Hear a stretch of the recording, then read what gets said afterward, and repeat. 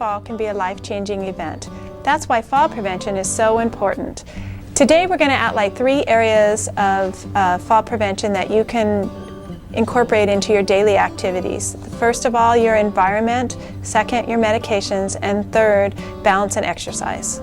The first area we're going to talk about is your environment, simple things you can do at home to keep you safe. Number one, you can make certain that your floors are clear of clutter, picking up shoes, putting them off to the side or in the closet, making sure your cords are wrapped up and out of the way, making sure you remove all the throw rugs or any surface changes that you could trip on. In your bathrooms or places where there's low surfaces, putting grab bars up, installing those where you can is helpful, and you can elevate your chairs and sofas and couches with little risers if you need be to get the surfaces higher. The second area is medications, and you may want to make certain that you know how your medications work independently and together.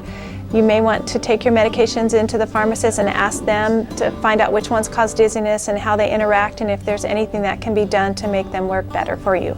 The third section we're going to give you tips about is balance and exercise, and keeping your balance is the best way to avoid falling. It's important to learn how to control your center of balance and to take exercise classes regularly. You can find out about exercise classes and more information from the Area Office on Aging at 1-800-510-2020. Falls are very important to seniors because it changes your lifestyle suddenly. Those people who fall and break a hip, half of them never walk again. That's pretty serious business. It's so important that you take the 3 things that are necessary. Take care of the clutter in your house, take care of your medical management, and get some balance training. And I hope all of you do this so that none of you will ever have a fall.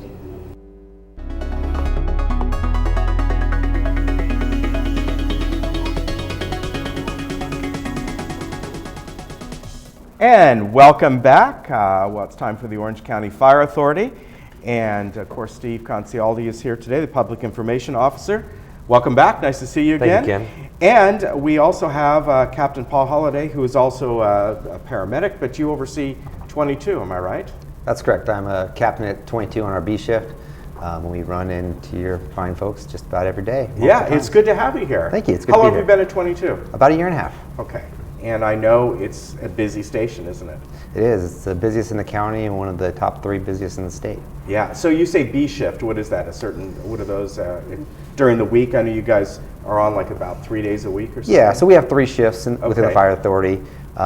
So we work 2 days and then we're off for 4, and then we're back in 2 days. So it's a 6-day cycle, and every 6th day we're back, and myself and my crew are here for your community. Well, as you said, it's a busy station, and we're going to get to kind of things you do in just a moment. First thing we're going to discuss, though, that you always like to give us an update on are the drowning statistics. And of course, you have the summary now of 2015, and I understand did it equal 2014, unfortunately? So unfortunately, we had the same number of fatalities in 2014. We had 43 fatalities. 21 of those fatalities were adults 50 years or older. Wow. So even though we've had more total incidents involving children, we have a lot more, but a lot of times the parents are there with them or quickly get to them. Where we see the fatals with the adults is because they're swimming alone or they're in or around the water alone. Right. So that might be the ocean out there swimming when nobody's with them, like we had a gentleman just a couple weeks ago down in Dana Point that was out. He had his wetsuit on and his fins, and his significant other was on the beach. He was there waiting for him, and he was out there, and something happened where we're not sure what, possibly a medical emergency, but he drowned out there. Wow. And then other people in their backyard pools, they've gone out for smokes, and this just happened also in December in a backyard. The person was out there just having a smoke next to their pool, and again something happened, and these people all knew how to swim. They were good swimmers. The person where this happened in the backyard, they've had the backyard pool for years. They kind of grew up there with their kids, so we're not sure exactly what happened, but when there's nobody there to help you to jump in the water or be in there and just keep your head above water until somebody else could help you, unfortunately they die. Yeah, and I'm looking at the statistics here. Of course, The highest one is in Huntington Beach, which would kind of stand to reason for obvious reasons, people going out to the beach. But Irvine was really high, and I would imagine that would be community and backyard pools there. Right, so again, the weather's great Yeah. in Southern California, so people are in and around their pools most of the year, and there are a lot of community pools and backyard pools Yeah. in Irvine. And so we're just asking, the parents just to watch your children. So it's basically keeping a good eye on them, Yeah. and then also make sure nobody's ever swimming alone. But last year we had a total of 112 drowning incidents. Wow. In Orange County. I mean, that's And they're all every third preventable, day. right? They're almost Yeah. every one Yeah. is preventable. Yeah, and that's the sad thing. Fortunately here, Paul, Laguna Woods had 0.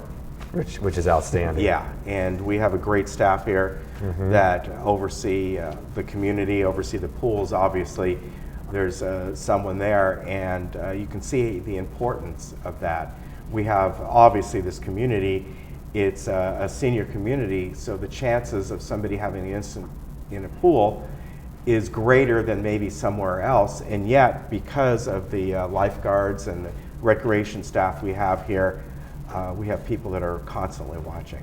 And you do, and you have a fabulous staff at your pools. We've run calls to the pools for different incidents, but fortunately, like you said, none of those were drownings because of the quality staff that you do have here in Laguna Woods. Yeah, but there are a lot of calls here. There are how a lot many, of calls. Do you have statistics, how many calls average a week here or anything like that? Well, I'm not sure. It's high. We had 134,000 calls in the county in 2015. Wow. That is a lot of calls. Is that just you or all the cities, Well, this is Orange County Fire. Orange, so that was wow. a So that doesn't count like Anaheim Fire or something? no, that's just Orange. So our 23 cities That's unincorporated, amazing. we had a 14% increase. Wow. Which is amazing from last, from 2014. So that's a lot of calls. We do, often they're running. There's 2 paramedic engines out of Station 22, a truck company, and a battalion chief. And there's often times you could have 12 to 15 calls a day for one of those engines. I can't give you exact stats for the year, but what I could tell you is in our 48-hour shift, each day we're averaging somewhere between 12 and 18 calls a shift. Wow. So, and that's each engine. And then each engine, so we're splitting half the calls, and then the truck picks up a few. So we're looking at 40 to 50 calls a day out of our station in Station 22. And one of the common calls that I know you're getting are falls, right? Yes, that is correct. Which are obviously, as we get older, you're more susceptible to falls for sure, and for a lot of reasons. You have throw rugs out, or maybe you're not as ambulatory as you used to be. You might need a walker. But again, a lot of these, not all, but a lot of them could be somewhat preventable, especially when it comes to, the throw rugs and things like that people have. Yeah, absolutely. And as you age and as you lose your dexterity, falls become part of life. But it is preventable in many cases. A few things that you could do to really reduce your risk of falling are remove those throw rugs. I know they're pretty. I know you like them. Your granddaughter gave it to you and it's special, but falling and breaking a hip or hitting your head and getting a bleed, it's just not worth it. So the throw rugs are important. Remove those. The other thing that we find a lot is people walking around the house in socks. You're right. On the Especially linoleum this time of the floor, year. Yeah. the tile, they're just slippery, and it just takes a little misstep to slip in those socks and fall and hit your head on the tile. I've done that. Right. Yeah. Sure. Or it's going from the carpet to the linoleum or to the tile. So they're walking, and maybe they're walking a little quick, and all of a sudden they get onto the linoleum or the tile and they slip. Yeah. And then the other thing we find is people just not using their walkers. They think, oh, I can make it from the bed to the bathroom without my walker. It's a hassle, but it just takes that one misstep, losing your balance and not being able to grab that rail, and you spend time in the hospital, you may not recover. So use those walkers. There's no shame in it. It'll save. Yeah, definitely. And another thing is, like in the bathrooms, we see a lot of falls in the bathrooms. So it's great to have those grab bars installed, because as we get older, a lot of times we're not stepping high enough, so we trip or we slip. But if you have those grab bars, by the toilet and by the shower, then it's easy to get in and out. Sometimes there's the tubs you're stepping over, or there's the shower even has a little lip on the bottom and people are tripping. And then we find them in between the bathroom. There's small bathrooms with the toilet in there, and it's hard.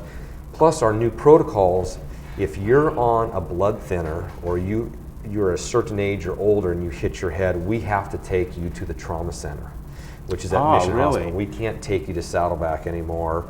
We have to take you to Mission Trauma Center or to Orange County Global Medical Center in Santa Ana.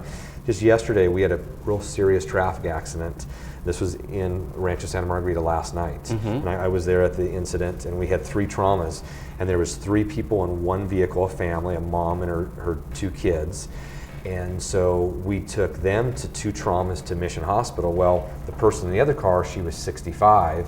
She was a trauma as well. She really wanted to go to Mission. Her husband showed up on the scene, but Mission was so saturated with patients and other traumas from falls and these 2 accidents. They said right on the radio that we have so many traumas right now, we cannot take one more trauma patient. So we had to escort her all the way to Orange County Global Medical Center in Santa Ana. Wow. So it's just something that we're trying to take care of the patient. You know, Chick Hearn, he had a fall. He was on blood thinners, and unfortunately, then it eventually led to his death. Yes, yeah. So that's why it's so careful. So it's simple, like the throw rugs, grab bars, being careful with socks. Wear some nice slippers that have a rough sole on the bottom. So as you go from your carpet to the tile, you're not slipping. Yeah, it's definitely. Basic things that then it's going to protect everybody. Another thing that happens a lot in this community are people who take the wrong medications. And again, we certainly understand that if you get to a certain age, our eyesight goes, I need my glasses all the time. But you really have to follow what your medications are. There are all different types of ways that you can be helped out with this, color-coded things and all that. But of course, this can lead to real problems or over-medicating, right? Correct. There are a lot of complications that can come from taking the wrong medication. Really depends on what it is, but it's just you want to take that extra minute or 2 to make sure you're taking the right medication. If you have problems seeing or reading the prescriptions, have a caretaker or a family member that could dose them out and make sure that they're in the right place and you're taking the right medications. And along with that is letting the paramedics know what medications you take when they show up. It's important for us to let the hospital know that when you get there so that you can get the proper treatment so they're not giving you drugs that might interact with what you're already taking. And with that, having a list of your medications with your pertinent medical history, if you're not able to answer our questions, and any allergies you have, post it on the refrigerator. Put it somewhere that we could find it. And that's going to make our job much easier to get you the care that you need. So it's very important that you're careful with your medications. If you have little ones, grandkids that come and visit, keep them out of reach of them as well. Yeah, exactly. And again, as you said, people can help you out with that. And posting, I know for all the years that I've been here, it's been talked about from various different, from you folks, from also the senior center folks and all this. Post your medications on, and they always say put it on your refrigerator because that way everybody's going to be able to see it, and it helps you folks out because the person could be unconscious.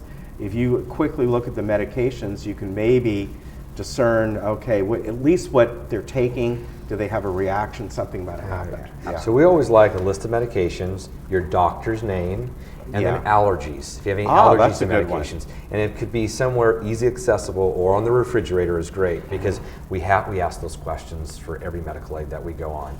And a lot of times, like you said, the person is down, a neighbor comes and checks on them, or Lagoona security is outstanding. They'll check if the neighbor hasn't come out, or they'll do a welfare check because a family member might be out of state or out of the area, and they'll call and they'll say, my loved one, I can't, they're not answering their phone. So they'll go and check on them, and often they've fallen, they can't get to the phone, or they have some sort of medical problem. So we go there, we want to quickly look for that list so we know how to treat you, and then we could tell the hospital, here's the medications, the doctor, and they could contact the doctor too to get the medical history of that person as well. Yeah, be prepared as you can, right? Exactly. And some people even might feel that they're going to be a bother if they call. And the point is be overly cautious, correct? I mean, correct. You don't mind. You may come out and find out, no, you're not having a heart attack or something else is going on. But that's what you guys are there for, right. to determine that, right? Yeah, and that's a great point. And when I found out I was coming here, I talked with the guys at the station. You know, we got 13 guys at the station every day, and we were having a conversation about what would you like the people of Boone Woods to know. You know, what would you like me to tell them when I go on TV and talk to them? And the number one thing was don't wait. Recently, especially now that we're in cold and flu season, we're finding that probably a quarter of our patients, I've had this for 3 days.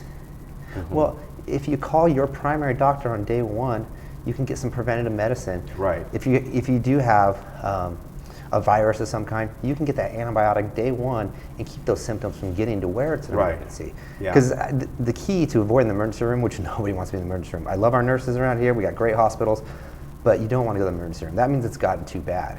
So the first onset of feeling those symptoms, gosh, I'm feeling a little chilled, I'm feeling nauseous, call your doctor at that time, get in and see your primary doctor. They know you, they know your history, they know how to treat you. The emergency room will fix your symptoms and then refer you to your doctor. So call early, call before it becomes an emergency. We love seeing you people, but we'd rather see you at the store, walking down the street, not when it's 3 days into an emergency and we've got to put IVs in you and give you oxygen. It's much better and your recovery is much easier if you just get that treatment early. All right, very good. And could I add a few things? Sure. Because a lot of times it'll lead to pneumonia. They're sick and they wait too long, and then all of a sudden their immune system is down and it leads to more problems.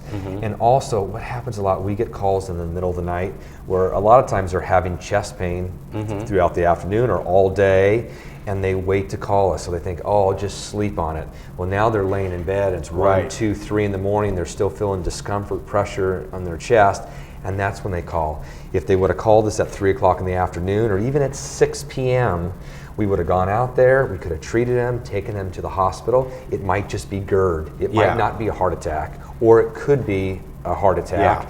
And they get that care so much sooner, and they're not worried about it all night long and calling in the middle of the night. Then it's worse. Then they're up the entire night because we're driving there, taking them to the hospital. And exactly. So call when you're experiencing those All symptoms. right. Gentlemen, great to see you. Absolutely. And we'll see you here again, I Absolutely. hope. Look forward to seeing you around. All right. And you can go to ocfa.org for more information. And, stay safe out there. And fortunately in this community, when you go swimming, you got a good crew here that watches over you. So that's good news. All right. We'll be right back. Thank you, Ken.